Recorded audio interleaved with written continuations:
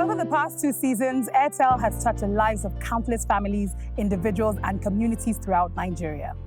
This year, we continue the journey. Join me as I take you across the country to meet the people who are trying their best to go the extra mile to make life better for themselves, their families, and those around them. The day I got to their house, she was lying down there. She was virtually bedridden. It was shocking. We were coming, I think he must have got scared or something.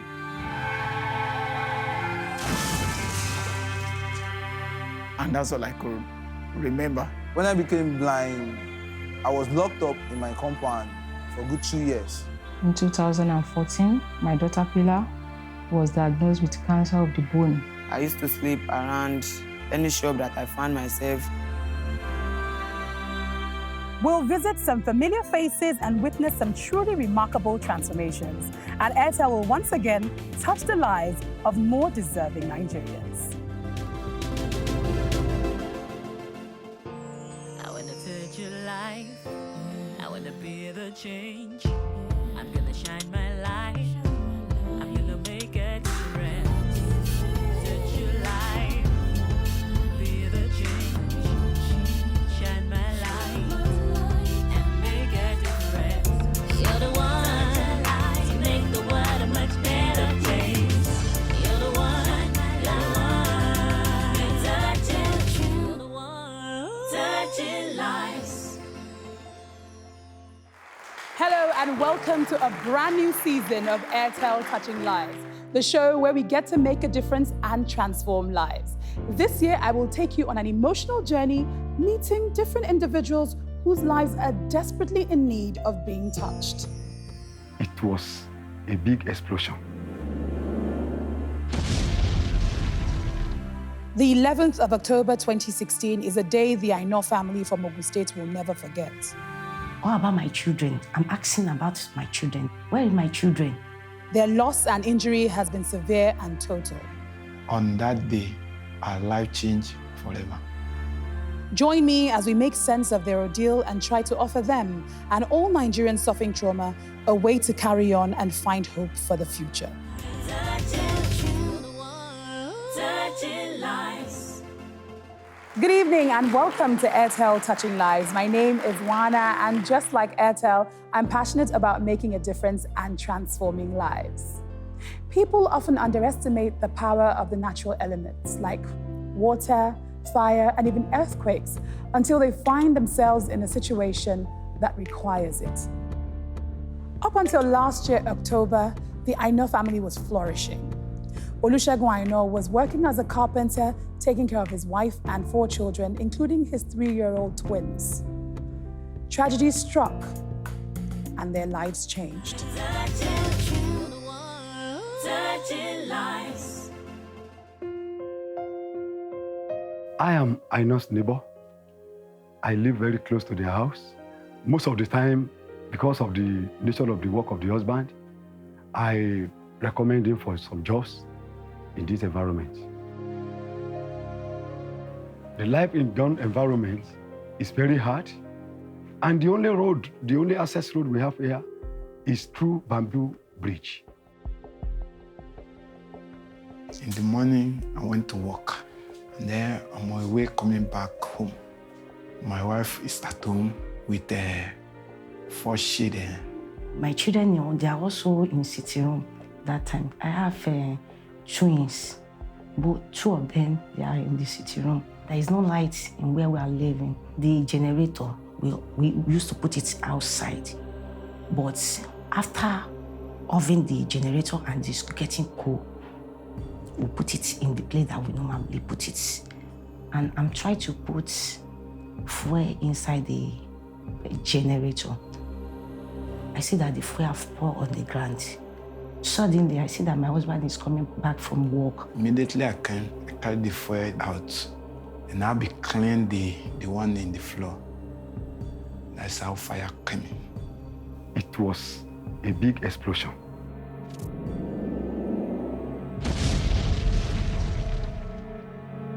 The only thing that I hear is fire.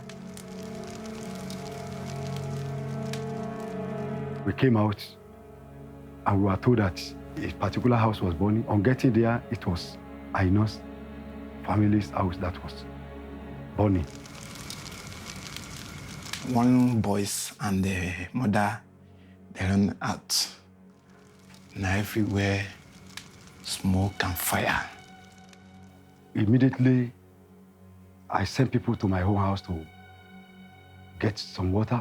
And then me, I looking for the 2 boys and 1 girl. Even the smoke that was coming out from the roof was so black and thick that no one could be able to see the other side, even when we were trying to rescue them. I couldn't see them. After, I went out because I want to fall down. This window was the window that we saw a particular hand and we were able to rescue the guy, which is Korede. The time that it took us to take them to hospital that day, that one lasted about 1 hour. At that night, it was a very bad night. The neighbor rushed them down here, shouting. All of them were in serious pain. I saw it as a life-threatening injury, so we took them up immediately, set up lines, and start treatment immediately. The husband was 1st degree with about 44% burns, while the woman is about 11%. But the pain was severe.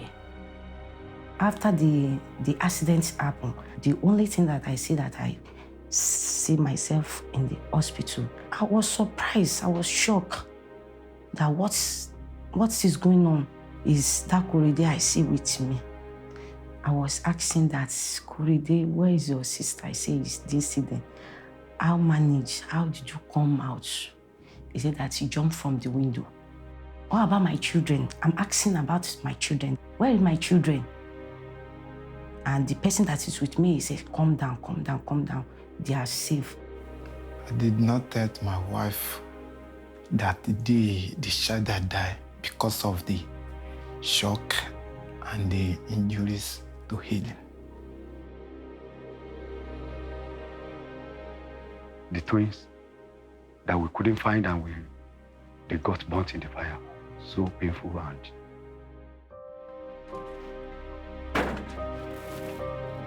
this is Aina's house.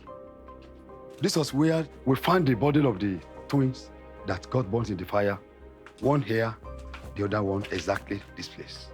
So they told me that the twins died. I'm on the bed. I feel the pain and then I cry.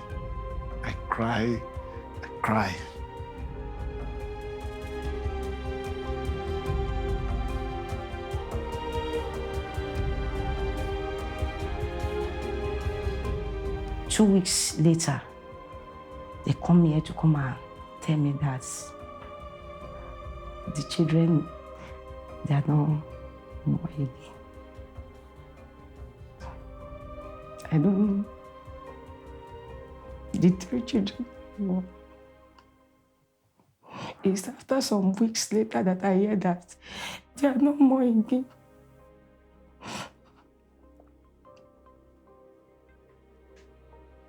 The 2 younger children, twins, got burnt in the fire. The father and the many 2 children that were at home were severely burnt. And one of the children, Anu, a girl, died in the hospital exactly a week after the incident. Is this October they are going to complete 4 years? But the other guy is going to complete 7 years this October.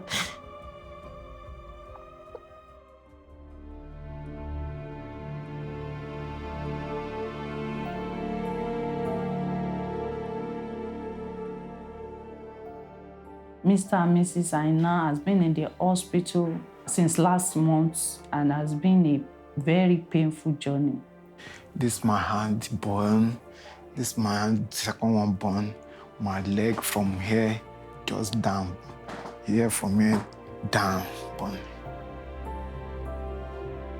Burns wounds are painful because the nerves endings are involved, and it makes it very painful.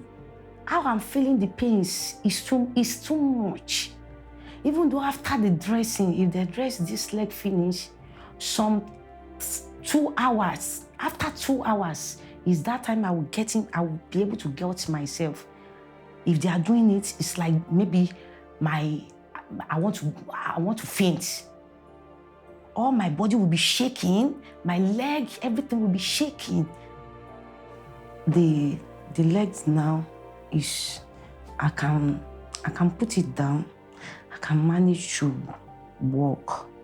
I can walk. Before, I cannot even put it down. Talk less to sit down like this. Their physical wounds will heal, but the emotional wounds will take a longer time.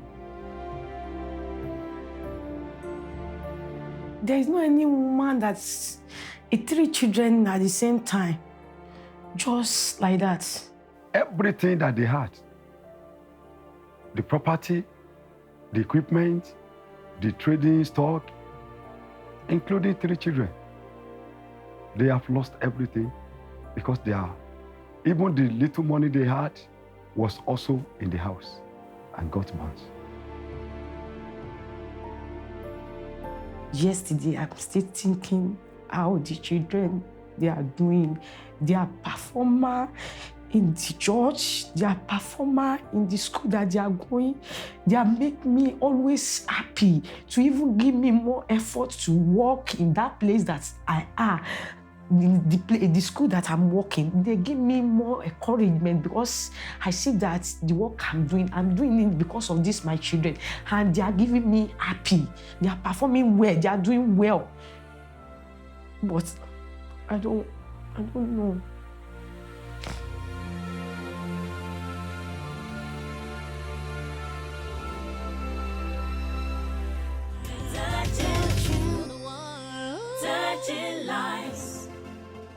This family has lost absolutely everything. No one should have to go through this much pain. You can join our conversation by following us online. It's airteltouchinglives.com.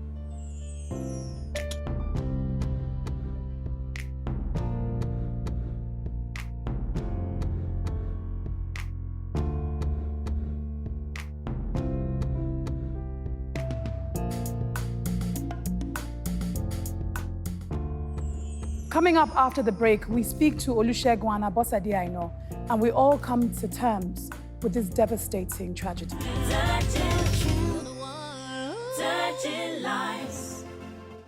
Welcome back to Airtel Touching Lives. Joining me in the studio to share some practical safety tips on fire is Fire Williams of Rely Supply Limited. Welcome, Fire, to the program. Thank you, Wana. It's great to be here.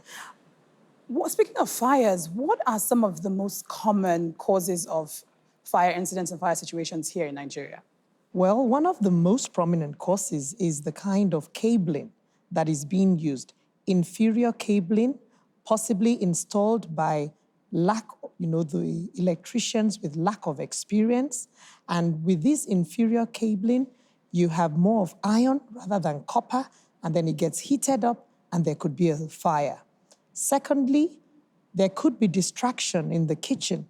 That's why it's not a good idea to take your phone into the kitchen, because you get carried away and then you leave something on the fire and suddenly it goes into flames.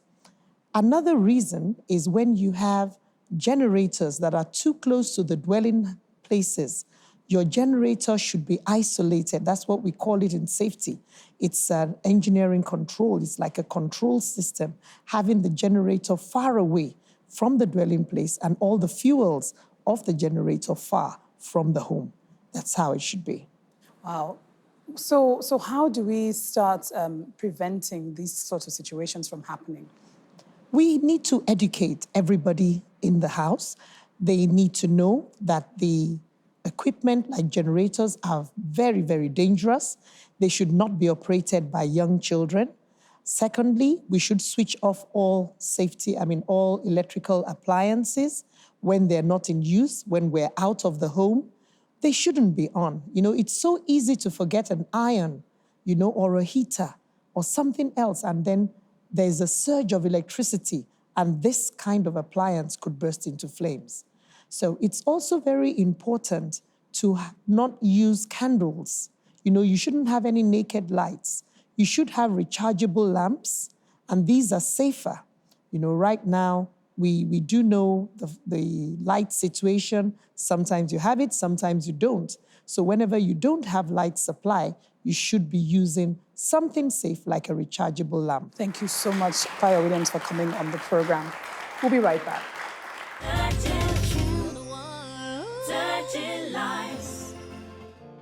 This tragedy will certainly have a long-lasting effect on this family.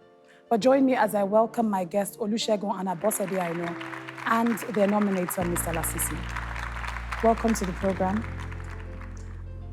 Thank you very much for being here, and thank you for nominating them as well. I feel like I don't even know where to start. I just want to say, accept our condolences, our prayers and our hearts are with you. And I'm sure every single person watching is sending a hand out to you right now. We saw you in the hospital in November. And how have you been since then? We are discharged. They have discharged us from the hospital. And there we are managing with my sister in Mowe. That's where we are. Mr. Lasisi, you've known them before and after this accident. How has it changed them? Physically, they are down. Emotionally, they are down. The house is no more.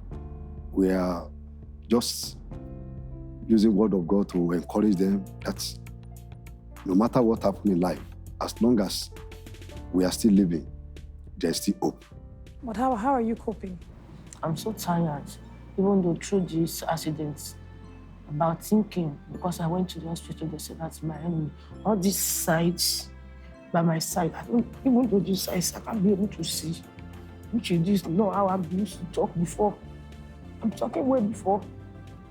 But now, all these sides, I didn't get it right. So, what would you say that you need? What kind of help do you need to start to rebuild your life? We need a lot of help.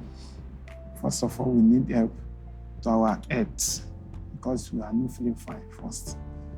After that, we need house, a living place. Where to live, yes. And what will bring something for us, so that at least when we have something to do, by doing something, we will not be thinking much. Maybe something is coming out, you are going out, you are bringing something, come back. Not until you wait until my sister is coming to bring food or something like that. That kind of life, I'm not living that kind of life before. Even though I'm small, I didn't live that kind of life before. It's certain that this family has been through irreparable damage. People react to trauma differently, so there is no wrong or right way to react or even to act. You can join the conversation on social media and follow us on www.airteltouchinglives.com.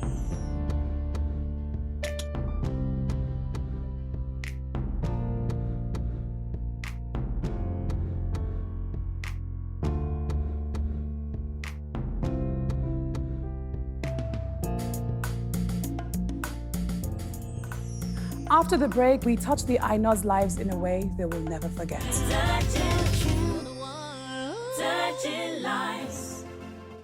On the 11th of October 2016, the Aina family suffered an unimaginable loss. A fire gutted their home. They didn't only lose all their possessions, they lost 3 of their children.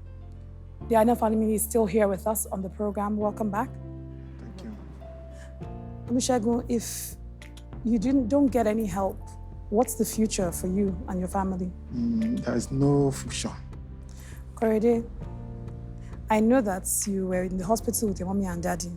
How did you feel when you saw them throughout that time? I felt very bad. And who are you living with now? There's no person in the way that I'm living with.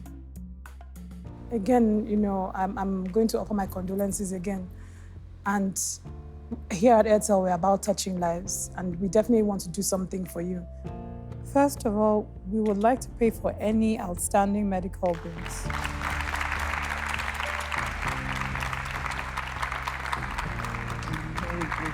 Because we know that has been very, very difficult for you, and you're still owing a lot of money. Yes. Thank you.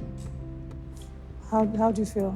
We're very grateful for that because we don't even expect it, and you do such a thing like this for this family. And I pray for Airtel. Airtel will continue to go higher and higher in Jesus' name. Thanks so much. And we're also going to help you rebuild your house. Thank you. We really thank you. Thank you, Ete, for not there to us. Thank you for coming on the program and sharing with us. We really appreciate you being here. And I know that it is so difficult for you having to relive that experience again by telling us the story over and over again. And I know that you'll be physically healed from everything that you're going through and emotionally as well. Thanks, Queen. So thank you so much for coming. Thanks so much, man. I'm very grateful. God bless you. It's been a really, really sad day right here at the Airtel Touching Life studio. Today, it's really about urging you to just lend a hand to anyone around you, whatever kind of trauma they're experiencing, emotional, psychological, physical. Just lend a hand, listen, and help. Thank you, and see you next time. During the recording of this episode, Airtel's on-set doctor noticed Mrs. Aina was struggling to talk, and her face appeared to be in paralysis.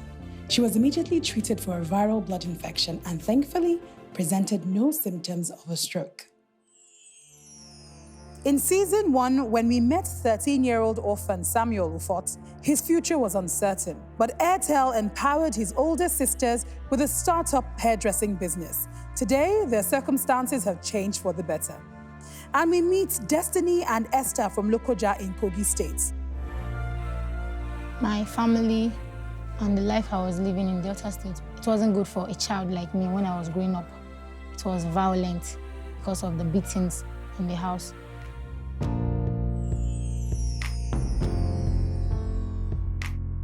We are already grateful. And then we thank you, Ete, build the house for us.